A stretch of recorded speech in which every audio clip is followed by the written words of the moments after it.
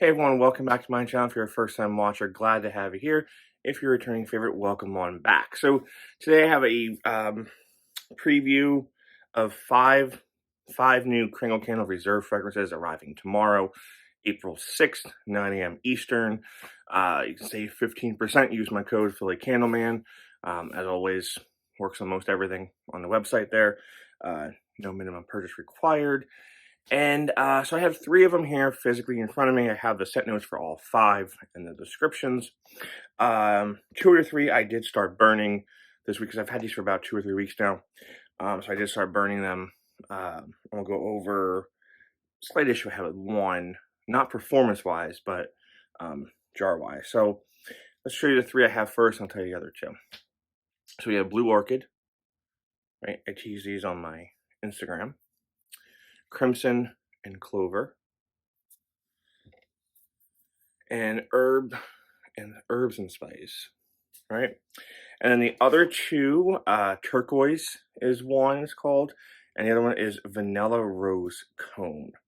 So let's get into this one here real quick. So the lid is off on this one, on the Herbs and Spice, because it's very tight, and it was like a hard time putting it on. And I just didn't want to crack it, right? So like I pulled it off, and that's what happened.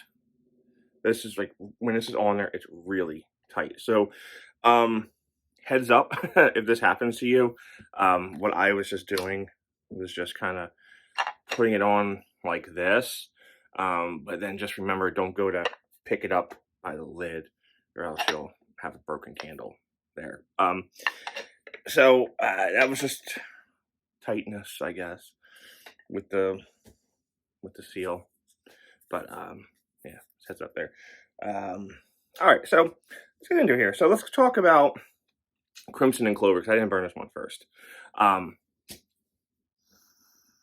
So there is a hidden like tomato vine note in here. Not super heavy, so don't like get your hopes up if you're looking for that like strong tomato vine fragrance. It's in there a little bit. A lot of fig in this one here. But a lot of greenery. So I think the greenery note is probably coming from a little bit of that tomato vine pepperiness, right? A little pepper plant, tomato vine. You guys remember the old Homeworks wisteria vine? That was like great for tomato vine, peppery fragrance there. But it's very close to that one, but it has that added sweet fig going on here. So if you like those kind of green fig fragrances, or even feel like fig fragrances, Crimson and Clover will do that for you there. I also like the psychedelic kind of label on here. This one reads top notes of green clover, mission fig, crimson berries, mid notes of rosewater, gardenia, sugarcane, and then amber, velvet musk, and woody violet rather. And their description reads, fresh off the vine, this fragrance features fruity notes of fig pulp and muddled berries, complemented by green clovers and dewy florals with a hint of velveteen musk and sugared ambery notes. I mean, just on the top, it's really the fig and the green. That's what I'm getting. I'm not really getting the berry note. If I am, ever so slightly. But again, I haven't burned it, so it might come out on burn. Talk about this one here now. We'll go back to Herbs and Spices. This is what I was burning last night in the kitchen.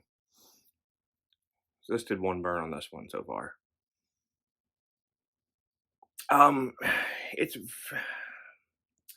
remember when Kringle did the I don't know if it was like a herb line, right? They had the rosemary fragrance, they had the oregano, they had the pepper fragrance. Remember, they were like not quite single scent note candles, but they were just like basic names. This one is basically combining like the rosemary and the basil together.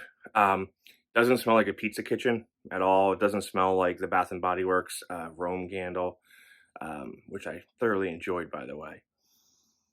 Now, this is just a nice, fresh, like hand-picked rosemary, basil, No, I'm not picking up any thyme in here. I don't know if it's in the notes, but I'm not picking it up.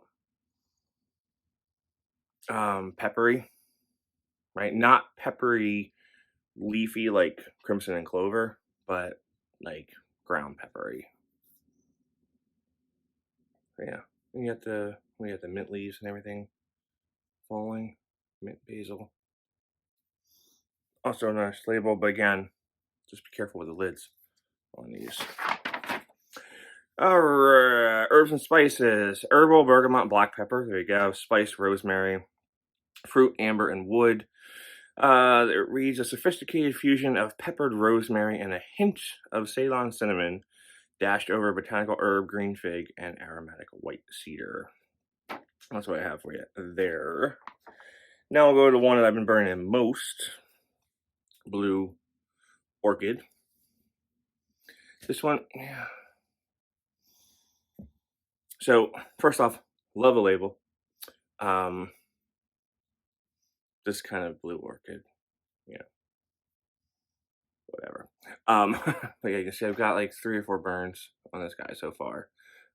Clean. I haven't trimmed the wicks. Yeah, I did trim the wicks on initial burn because they were high, almost to the top there.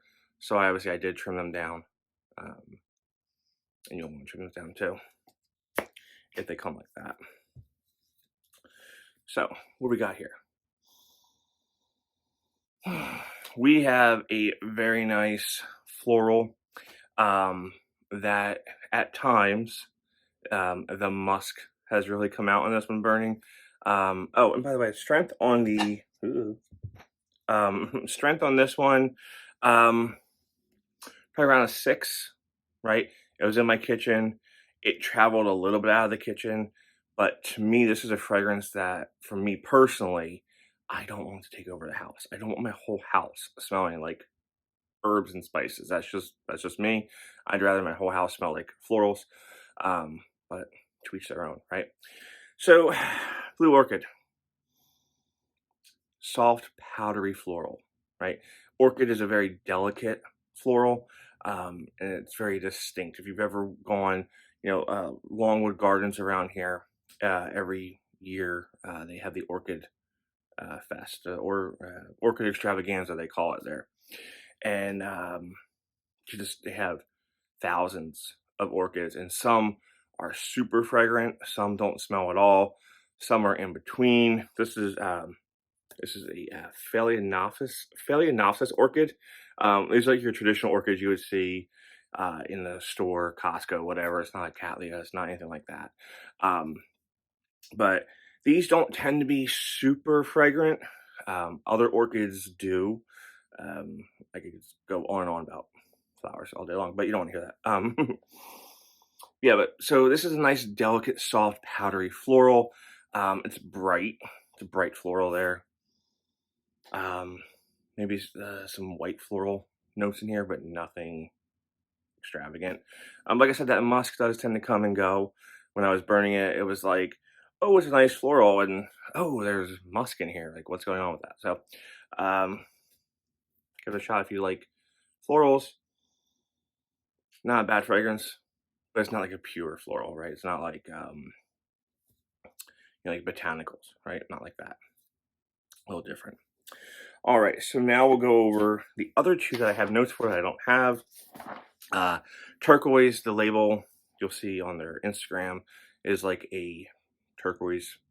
I don't know, like a gardenia petal or something, gardenia flower. I forget what it looks like, but top notes of apple blossom, white peach, raspberry, mids of Cyclamen petals, Freesia, dancing wildflowers. Okay. Bio notes of pear peel, interesting, sandalwood and amber. Reads apple blossom and white peach notes dance into a heart of freesia and wildflower that are followed by nuances of pear and amber and a touch of sandalwood. Okay, and then the last one here is called vanilla rose cone. I think a lot of folks are going to like that one. It combines best of both worlds, right? A gourmand and a floral. So we've got citrus, top notes, citrus accord, apple blossom, Mid notes of sheer rose, and the base notes, there's your waffle cone, right? So vanilla, waffle cone, and sandalwood.